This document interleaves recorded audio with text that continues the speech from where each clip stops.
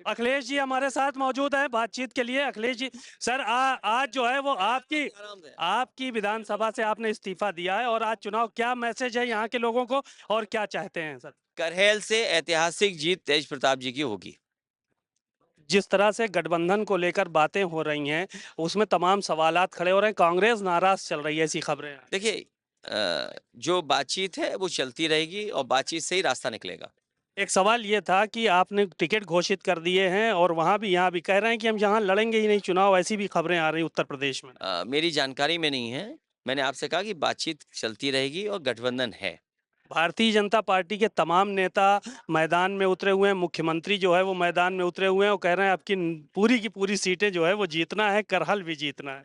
देखिए, बीजेपी के पास बेईमानी के अलावा कुछ बचा नहीं है और बीजेपी को समझना चाहिए, जितना वो सत्ता में रह चुके हैं, अब उससे कम समय उनके पास है। जिन लोगों ने इतने सालों में कुछ न किया हो, वो मात्र 1.5 साल 2 साल में क्या करेंगे? जिन्होंने महंगाई दी हो, बेरोज़गारी दी हो, अन्याय किया हो और लगातार भेदभाव कर रहे हों, जो उनकी राजनीति करने का तरीका है, वो नफ़रत फैला के राजनीति करने का तरीका है।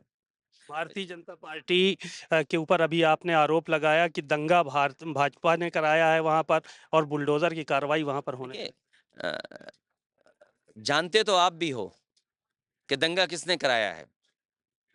जानते आप भी हो, आपका ये कैमरा झूठ नहीं बोल सकता। अगर कैमरा उस समय रहा होता और जिन-जिन के पास वो कैमरा था, उन्होंने वो सच्चाई दिखाई है कि दंगा किसने कराया। और जो लोग ज़ीरो टॉलरेंस की बात करते थे, आखिरकार ज़ीरो टॉलरेंस बहराइच में क्यों नहीं दिखाई दिया? क्या प्रशासन को आपने क्यों रो रखा था? प्रशासन क्यों भेदभाव कर रहा था? अभी तक आपने पुलिस पे कार्रवाई क्यों नहीं की? आप चौकी इंचार्ज हटा दोगे, 4 सिपाही सस्पेंड कर दोगे, सीओ हटा दोगे। क्या ये पर्याप्त कार्रवाई है? जिन लोगों ने ज़ीरो टॉलरेंस का नारा दिया हो, आखिरकार दंगा क्यों हुआ? और दंगा होने के बाद भेदभाव आप कर रहे हैं। अगर आपका और आपके प्रशासन की नीयत साफ होती, तो ये दंगा कभी नहीं हो सकता था। सर गठबंधन होगा फाइनली? अब बात वहाँ से लौट कर फिर आप आ गए गठबंधन। गठबंधन है, गठबंधन रहेगा। चलिए, शुक्रिया।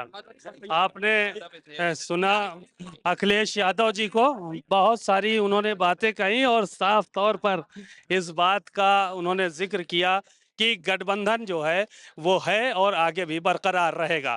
कैमरामैन सौरभ के साथ सीमाब नकवी, भारत समाचार, मैनपुरी।